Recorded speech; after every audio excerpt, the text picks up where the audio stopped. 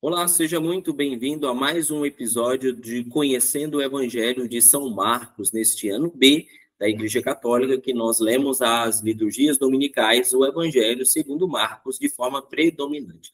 Eu sou o professor Elpidio, tenho formação teológica pela Diocese de Uruaçu e sou especialista em teologia bíblica e te ensino a compreender mais, te ajudo a compreender mais a fé católica. Nos vídeos anteriores, nós falamos sobre autoria e uma característica do Evangelho segundo Marcos, que é a questão do segredo messiânico. No vídeo de hoje, nós vamos observar quem são os destinatários desse Evangelho e as possíveis datas de redação do texto do Evangelho segundo Marcos.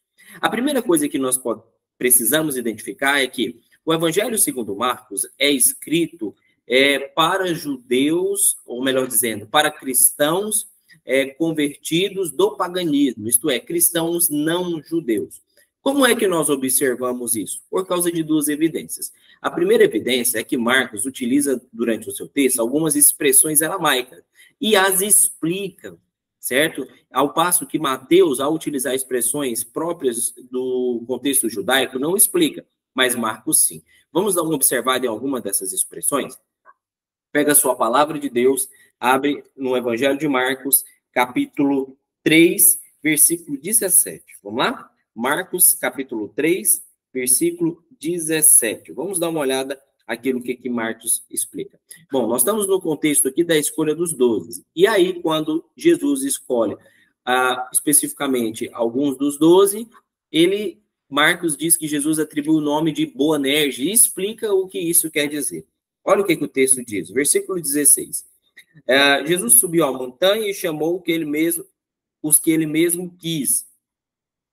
Eram Simão, a quem deu o nome de Pedro, Tiago, filho de Zebedeu, e João, irmão de Tiago, aos quais deu o nome de Boanerges. E aí vem a explicação, que quer dizer filhos do trovão. Boanerges é uma expressão aramaica. E aí, aqueles que eram os destinatários do Evangelho, por ser cristãos convertidos do paganismo, precisava saber qual era o significado dessa expressão. Também nós podemos observar, no capítulo 7, versículo 11, que também há uma explicação sobre uma expressão aramaica. Vamos lá, vamos dar uma olhada aqui? Marcos, capítulo 7, versículo 11. Diz assim, vou pegar do versículo 10 que nos dá mais um contexto. De fato, Moisés disse, isso é Jesus dizendo, honra teu pai e tua mãe, e quem amaldiçoa pai ou mãe deve morrer. Segundo vós, porém, se alguém disser a seu pai ou sua mãe, o sustento que eu poderia vos dar é corban. E aí vem a explicação do que significa corban, isto é, oferta. Não deixar de fazer nada para seu pai ou sua mãe.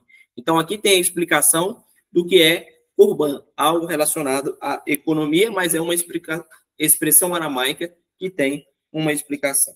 Também nós podemos observar no capítulo 15, versículo 22, vamos lá? Marcos, capítulo 15, versículo 22, em que há a explicação também de um termo utilizado.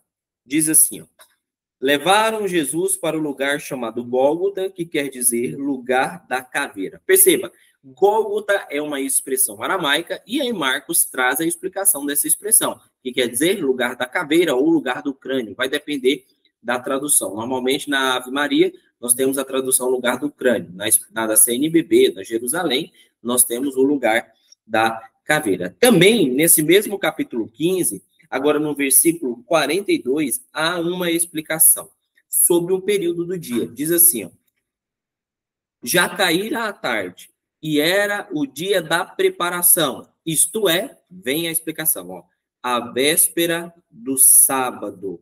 Muito bem, e aí a gente consegue observar que, por causa dessa primeira evidência, a explicação de termos aramaicos, Marcos direciona o seu evangelho a cristãos não judeus, não convertidos do judaísmo, mas convertidos do paganismo. Agora, no que diz respeito à data de redação do texto, é pacífico entre todos os estudiosos da teologia bíblica que o evangelho de Marcos foi redigido antes do ano 70. Alguns dão a data específica do ano 65, mas não há uma uniformidade entre os estudiosos da teologia bíblica de que o evangelho foi escrito no ano 65 depois de Cristo. A certeza foi escrito antes do ano 70. Essa é a primeira certeza.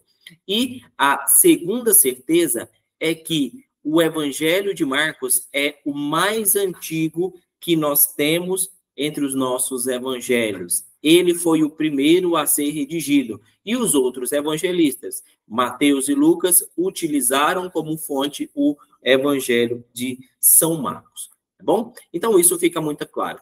Primeira coisa, os destinatários eram cristãos convertidos não do judaísmo, mas do paganismo. Explica-se isso pela explicação dos termos em aramaico para aqueles novos convertidos, e também a explicação de alguns costumes judaicos, que eu esqueci de mencionar, mas que você pode observar, tanto no capítulo 7, versículo 3, capítulo 14, versículo 12, e capítulo 15, versículo 42. E a data de redação, nós sabemos que é antes do ano 70 que é marcado pela destruição do Templo de Jerusalém. Bom, Deus te abençoe. Tenha um ótimo dia.